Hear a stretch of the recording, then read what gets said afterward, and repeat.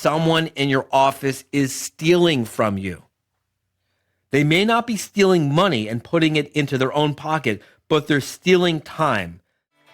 You're listening to the Profit First for Lawyers podcast, the official companion show to the book Profit First for Lawyers by RJon Robins. Now, this podcast is for you if you want to bring home more profit while working fewer hours in the office, spending even more time with your loved ones, and turning your office into a lean, mean, profit-breathing machine. So if you're tired of working for your law firm instead of your law firm working for you, stay tuned for some really practical insights that will get you the results you've always wanted. It's time to put your BS aside for the next few minutes and put yourself, your family, your firm, and your profit first. Welcome back to the Profit First for Lawyers podcast. I'm your host, Carly, and today I have the distinct pleasure of sitting down in our digital studio with none other than Jose Luis. Jose, welcome to the show. Thank you. All right, Jose, do you want to go ahead and introduce yourself? Who are you? Kind of what's your background? And how do you help law firm owners to have more profitable firms? I was born in an island 90 miles south of Miami called Cuba. And I lived there until I was 14 years of age. And for reasons we didn't discuss, my parents made a decision that my sister and I would leave the country, and we were sent to live in Spain with my mother's family near the French border. I came to the United States. I lived in Massachusetts, went to college in Florida, got my first job in New York City as an auditor, worked my way out in the department, and eventually was transferred to Cleveland, Ohio, to a division that had Latin American operations. I knew that what my strengths were in terms of cultural fit and language. So that's how I started my career. I did that for about 2.5 years. Then an opportunity came up to go back to the East Coast with a big pharmaceutical company. Eventually, I ended up going to Venezuela, to a very small operation that we had. And from there, I went to Mexico, where I led the finance group and several support functions, including supply chain and IT. And eventually went back to the East Coast to be the controller or the CFO for a business group within the corporation at the corporate headquarters level. I retired. And then after 18 months or so of sitting around, a friend of mine called me and said, "Do you want to go to Brazil?" And I went to Brazil for a couple of years to help an American company integrate a Brazilian company that they have bought. Did that for about 18 months and came home. And I got a call from someone I know at HTM, and he said, "Look, what are you doing besides watching baseball?" I said, "Well, I'm hiking a lot." And he asked me whether I want to find out about opportunities at HTM, and that was 9 years ago. So you moved from kind of general business sector into helping law firm owners. What is surprising is that all the things that I learned in those businesses apply 100% to a law firm. At the end of the day, business is business, right? You provide a service or deliver a good for a certain amount at a given cost that produce a profit. And the question is, how do you prioritize those things? Is it growth of the revenue? Is it control of the cost? Is it operational efficiency? Is it cash generation? I mean, how you put together a business plan can be quite challenging, right? If you want to achieve results. So what do we do? To me, the key role of a CFO or financial advisor is to help the client plan their vision. And that sometimes can be challenging because you want a realistic dose of information to base those plans on that eventually turn into business plans and budgets, while at the same time not being overly aggressive to set goals that are ownership. The most significant element of the job is financial planning and analysis. Laying out what the plan is, then as the years or the quarters develop, understand what is driving the results and how far are we from those results and what can we do to make sure we achieve it. That is the most fundamental piece. Now, along the way, There's a lot of education that we need to do because some members do not have solid financial base. So we do some of that as well. You know what I really love about what you said, though, Jose, is that, you kind of briefly mentioned that even though you're coming from kind of a more general business field, right? And then to law firms, I love that you really called out that the businesses at their core are essentially the same. RJon actually has a new book that's coming out in August of 2026, and it's called Truth, Lies, Mistakes, or Bullshit. And he really dials into that too, right? That all businesses are very similar, right? They all have the exact same 7 main parts of the business. All businesses need to market. They need to sell. They need, production and people, and they've got to have a place that their office is located, whether that's digitally or a physical office. They have to have financial controls, which of course is why you're here today. And they all have an owner, and they all have an owner's goals and dreams and, that business plan you were talking about. We actually did do an episode not too long ago about developing a business plan. We'll put that in our show notes below for anybody who wants to dive further into that. In the meantime, Jose, I know that you brought a particular clip for us today. I'm going to ask you in depth about this clip in a little bit. Do you want to go ahead and give us a teaser in the meantime, though? The clip deals with the reporting and tracking of accounts receivable. It tends to be challenging for a lot of the members to deal with, more specifically in firms that bill services based on time spent on the client as opposed to flat fee. And basically is, how do you keep clients current in what they owe you, and what are your collection efforts to help them pay you what they owe you? I listened to this clip, obviously. And for those listening, this one is going to be a little bit longer than we normally would play. And it's a little spicy. But it is funny that you mentioned this, Jose, because I know that AR is one of those topics that lawyers don't really like to talk about. And it's so important that RJon actually put it in the book twice, right? There are 2 different sections on how bad AR is. So I'm really excited for this one. All right, guys, let's go ahead and do it. Let's roll the clip.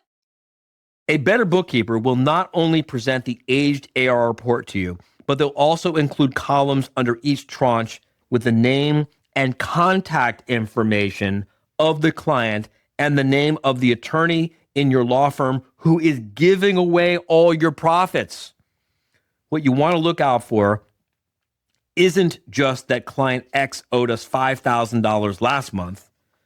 When you have a better bookkeeper, they'll present a report showing movement of client X's accounts receivables.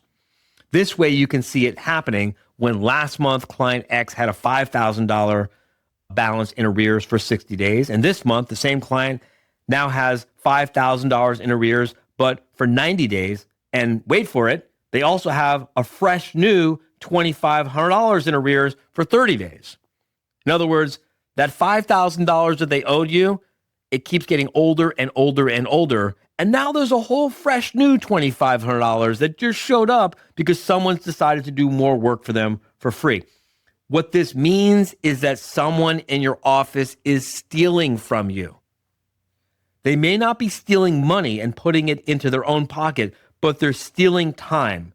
They're giving away work for free. No, they're allowing you to advance labor costs and other business operating costs so that they can do work for free and keep doing more work for free. And 99% of the time, when you dig into this sort of thing, what you're going to find is that your attorneys are getting their self-esteem from the clients and all kinds of praise.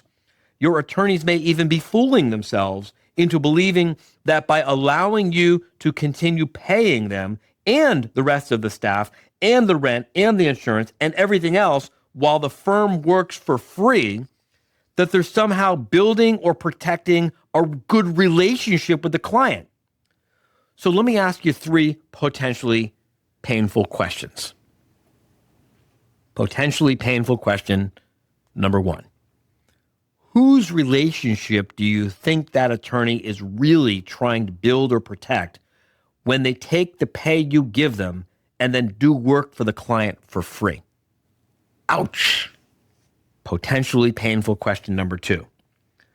What's so good about a client who doesn't pay their own bills and asks you to suck profits from other clients' cases or matters to subsidize their own? Ooh. Potentially painful question number 3.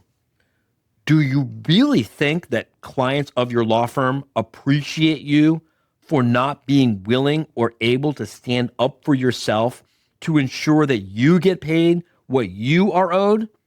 Or do you think that maybe, just maybe they just think you're a fool and that they are actually losing respect for you because they know that you'll work for compliments instead of cash? That one hurts. And so it is with accounts receivables. There's just nothing good about them. Okay, Jose, so that was pretty spicy. Why specifically is AR something that you wanted to drill down into today? Because it's the most problematic for a lot of the members. I won't say most of the members, but a lot of the members. The thing is, with receivables, if you don't collect it before they become a receivable, you are doubling the work you have to do. I don't know if that makes sense. Basically, a sale is not a sale until you collect the money, right? So doing work without collecting what is due the firm is a losing proposition for everyone to start with. But what happens too is a staff, namely attorneys, sometimes do not like to collect. And if you go with the principle that the link between firm and client is the attorney handling the case, that's a very weak link that will come back to haunt you. All attorneys, before they do work, they should take a quick look at trust accounts, make sure there's enough balance in the books that you have collected your money before you do the work. After you do the work, it becomes more challenging. Why is it so problematic? I mean, obviously, right, like you're doing work for free, as RJon just said, right? But why do you think that this is something that is such a prevalent concern, even amongst the membership who are being coached on how to handle their financial controls? I mean, I got to imagine it's rampant in the law firm industry at large if even the members who are being coached and counseled by fractional C-suite are still having this issue. Why do you think it's been such a problem? I think nobody likes to collect from people. I think it's all a mindset issue, really, because the rules are clear. Now, the firm also has to train clients to understand what the billing processes are like. They should also be trained as to how does billing work at a law firm, because it's not an experience that everybody has in their lives. I mean, the only lawyers I ever dealt with in my life before HTM was when I bought a house, right? I would sign contracts and that was it, right? The client education is something that has to happen. So there are many pieces to it. But it sounds like that mindset is really, or the issue is kind of in 3 pieces, right? The thinking that, oh, this client couldn't pay, but their issue is so big and I still want to help them. Or it will make them think poorly of me if I go after them for the money that they owe me. Right? Or just not having systems or policies in order to track it and actually see how bad the AR is in their firm. Yeah, and that's a good point because that takes you to performance management within the firm.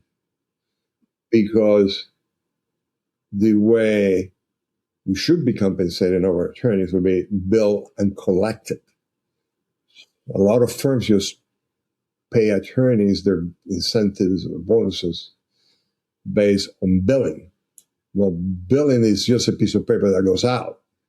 It's no cash rental comes into the firm, right? So bill and collected should always be part of the compensation package for the associates. Oh, that's very interesting. I actually didn't realize that you could pay your associates bonuses. That makes sense. But you're saying, right, like make sure that your compensation package for your associates doesn't allow them to get any bonuses until it's been collected. That's it. That's a really smart way. Otherwise, they could be running the clock and get paid for hours work, and they could work all kinds of overtime. And fair. I mean, I'm not suggesting anybody is falsifying work, but it's no work that is getting collected. It's no cash coming in. That's something that I know that RJon says a lot, which is, I'm paraphrasing here, obviously, but he says, clients don't care about how many hours you worked on their case. They care about the results. And I think this goes along with that too, right? Like if we're incentivizing based on results rather than hours worked, then that adds an additional level of make sure the case gets wrapped up with a bow. And I love what you said too, that a sale is not a sale until the bill has been paid. So when you get a new law firm owner who comes to you, they're now your client, you are their fractional CFO, and you notice that they have a ton of AR. What is kind of your first step to get them back to equal? The first thing that I try to do is understand what is the billing process. How does the billing process work? How often do we bill? What are our requirements for retainers? What percentage of the estimated cost we want, to get on that first retainer, and then what are the replenishment procedures for replenishing the retainers. So you have to understand the mechanics of how it works, and there might be obvious holes that we will focus and say, look, just as a matter of process, this is the way it should be happening, right? That's a relatively easy thing to do because, it's basically timekeeping translated into a bill that is delivered to a client who will eventually pay it. Do they normally come up with kind of their own system, or do you have like a baseline that you recommend? I don't believe that I have a perfect solution to every problem in the world, so I would like to listen what they have. And if it achieves your objective and is practical and it makes sense to them and is producing results, I don't have a problem. You can run many variations of the same business process and, come to the same outcome. So that I don't prescribe. There are basic principles that you want to follow, right? Generation of reports, the billings, the processing of cash coming in from collection. So that's the first element. And again, that's fairly easy, straightforward thing to do.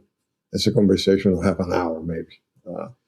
The challenge is when you start going through the agent reports and you begin to see past due items, 60, 90, over 90 days outstanding. Worse, people with significant outstanding balances is still doing fresh work when they have all this money that has not been collected. And you start going down client by client. What's the plan? When are we going to collect? Who is following up on the client? There are always stories about each person. And yes, some of them can be humanly awful, right? But again, it is a business. Someone came to you because you had the skill set and the organization to do for them to help them resolve their problems, right? So that has a cost and that has a price. Yeah, and I like, in the clip that you brought, RJon is kind of going through some of those objections, right? And this client isn't probably going to respect you. They might praise you a ton for not making them pay, but they're not really going to respect you for letting them walk all over your boundaries, right? And you certainly can't work for free entirely. It's not a charity, it's a business. No, that's definitely a risk that might happen. We would like to think it doesn't, but it does. Again, it comes back to that associate-client relationship. And on that clip, he talks about, for instance, having the specific information about the attorney responsible for the client on that report. We normally don't see it because that's not the way the reports are generated. We see the straight agent by client, and what are the different invoices. You need to have the attorneys on board. They are the ones that are in touch with the client and working with the client. Now, a lot of attorneys don't see collections as their responsibility. And that's a member's internal failure not to communicate clear expectations and performance indicators to the employees when they're hired. What do you normally do if you see a law firm owner who has a lot of AR and a lot of it is aged out, past 90 days, past 120 days? Do you recommend that they still try to collect? Like, what's your usual prescription if you have one?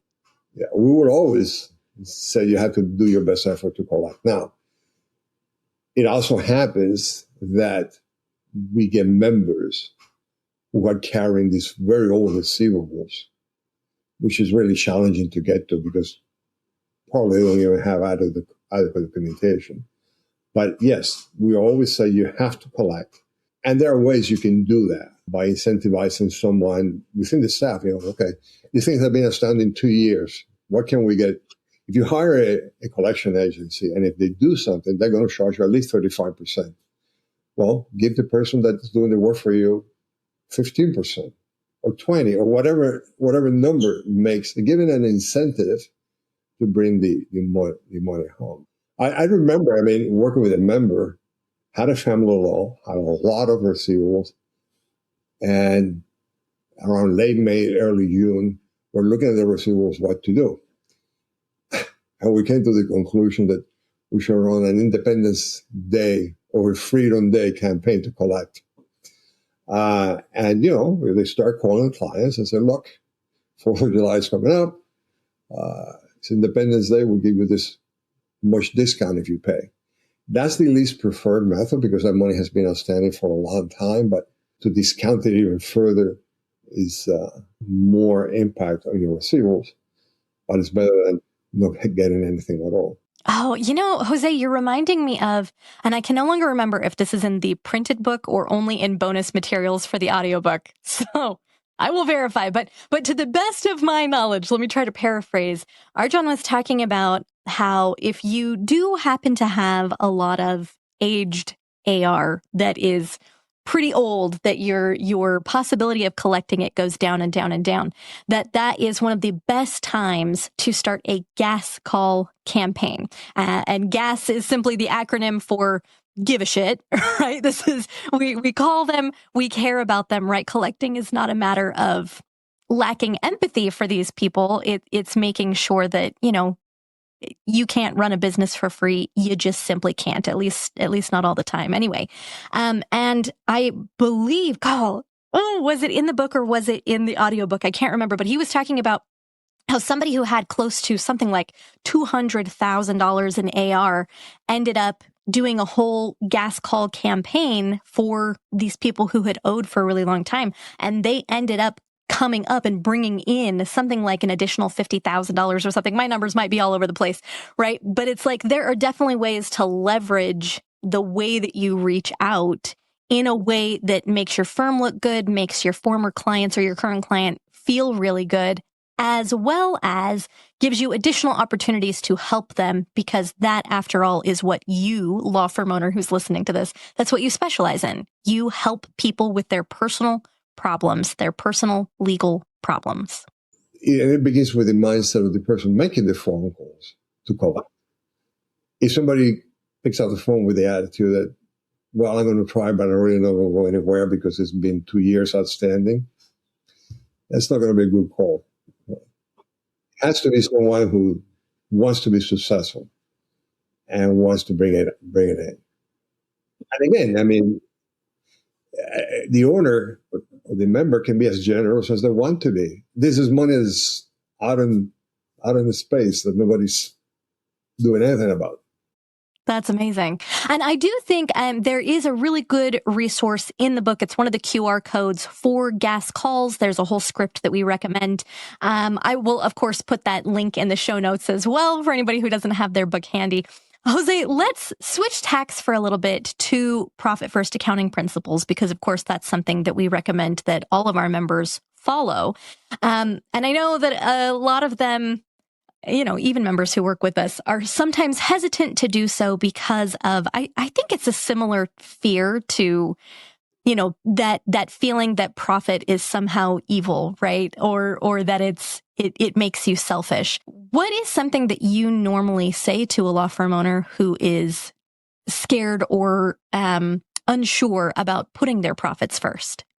I think what happens is sometimes members jump immediately into the mechanics of the implementation. Oh, I'm going to open the 5 bank accounts and then the other 2 bank accounts that I cannot get to, rather than understanding what the process is. And that's where we can make a difference, right? So you start basically by understanding where your business is at today in terms of revenue, operating expenses, profit, or what we call current allocation percentages, right? CAP is on the book. Then we need to figure out what is your goal? What are your objectives? And those become your TAPs, your targeted allocation percentage to get to a certain number. Now, in between, there's a timeline or a period of time that has to happen. If you're telling me you want to go from $500,000 this year to $3 million next year, that's not going to happen. Unless you're a PI firm or you have big settlements coming your way, that's not happening. So it has to be an understanding of what your operating expenses are, what your cost structure is, and how you can redesign those allocations to get you to the target that you want to reach.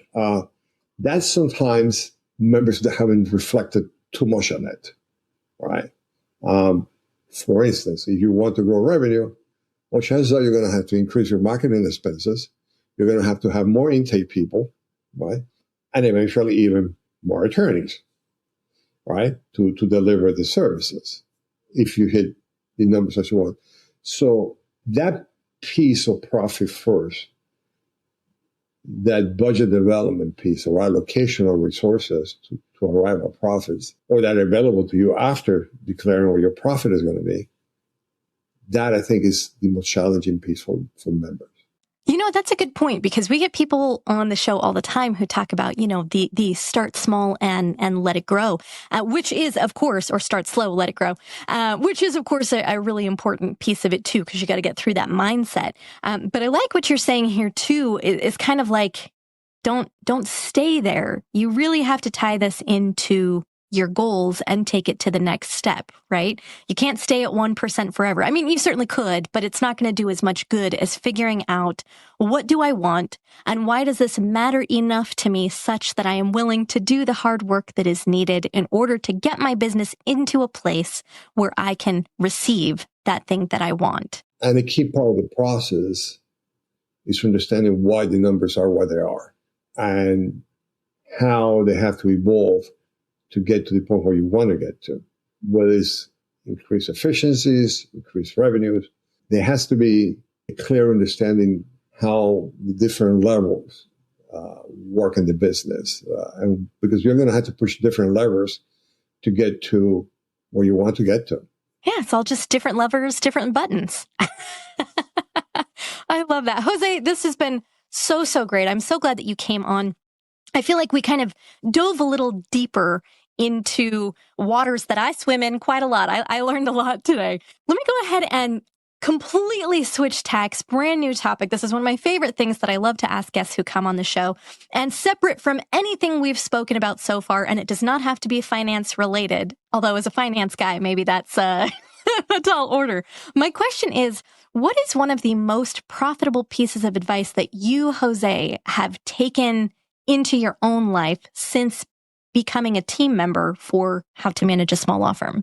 It's not necessarily new to HM. It's something that I try to practice in my life. And I always got to have a plan. There has to always be a plan, and trying to see what needs to be done to improve the business and to achieve your objectives. So to me, it's not necessarily new. Not something new that I learned at HTM, but it's something that I value tremendously. So you got to have a plan. And I do think that's definitely very in line with what we talk about too, right? You have to be driving towards something. If you don't have a goal, then it doesn't really matter. You can't reach it if you don't have it. And by the way, a budget, and this is important, whether it's a profit first budget or a regular traditional budget, no matter how you develop it. The budget is a projection at a point in time developed using certain assumptions that have been made. Chances are that a big chunk of those assumptions will change over the course of a few months, in a year's time. So it doesn't have to be static. You can, in a quarterly or semi-annual basis, if you want to, go through those budgets, go through actually what's happening, and adjust accordingly. So your plan is now an estimated plan instead of the original plan. but it reflects your most current thinking, reflecting what's going on in the business. So just because there is a budget, chances are that a budget that you develop in November for years that starts in January, chances are that by April or May is going to need updating already. I really like that because I've heard too that your budget is essentially your roadmap to your goal. If your goal is the destination, your budget is how are we going to get there? Or at least, how much gas are we going to need in order to get where we want to go, Yeah, and I kind of like that, right? Like if you're charting a course across state lines, then sometimes along the way, there might be a road closure and that's going to change your needs, right? So you might experience delays in filling certain roles that are going to impact your performance. Well, you still have a goal, but maybe the time frame left to achieve that goal is not going to happen. So you have to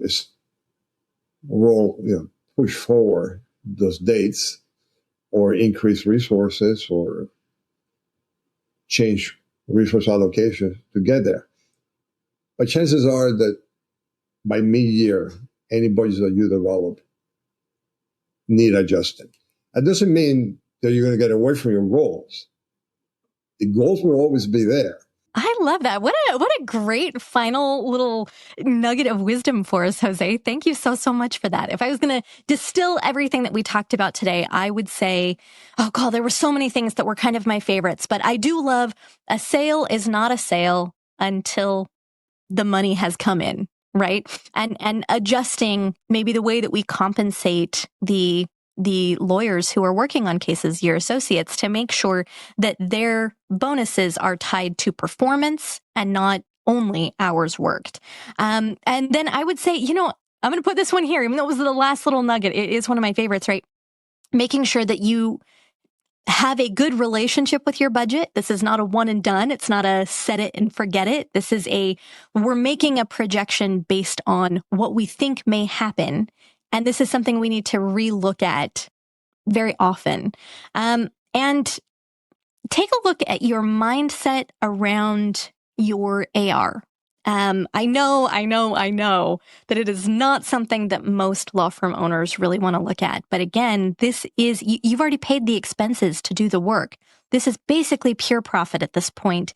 And it's actually better for you. It's better for your clients. It's better for your staff if that money gets collected. And so take it seriously. Well, thank you so much for being here today, Jose. I know that you, of course, are a How to Manage a Small Law Firm fractional CFO. And so you're not taking contracts outside of our membership. But if one of our members is listening and doesn't have a CFO yet and would want to get a hold of you, how would they reach you?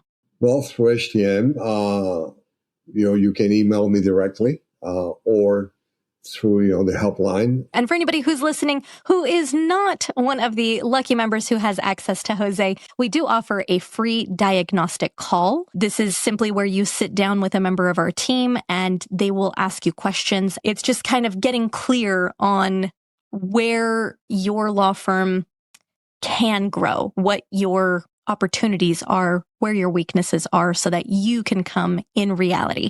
We've got a link to that in our show notes below, or you can just go to howtomanageasmalllawfirm.com. Jose, thank you so much again for being on the show. I got a lot of value out of this today. I'm so glad we did this. Thank you. All right, folks, and that's what we've got for you today. I hope this has been as valuable for you as it has been for me. Stay tuned next time for some even more great lessons and advice and bits of wisdom that will help you to have a more profitable law firm and life. We'll see you then. Thank you for joining us on another episode of the Profit First for Lawyers podcast. If you're enjoying what you're hearing, tell a friend and buy your copy of the book at profitfirstforlawyers.com. Your future self will thank you for it, and we will see you next time.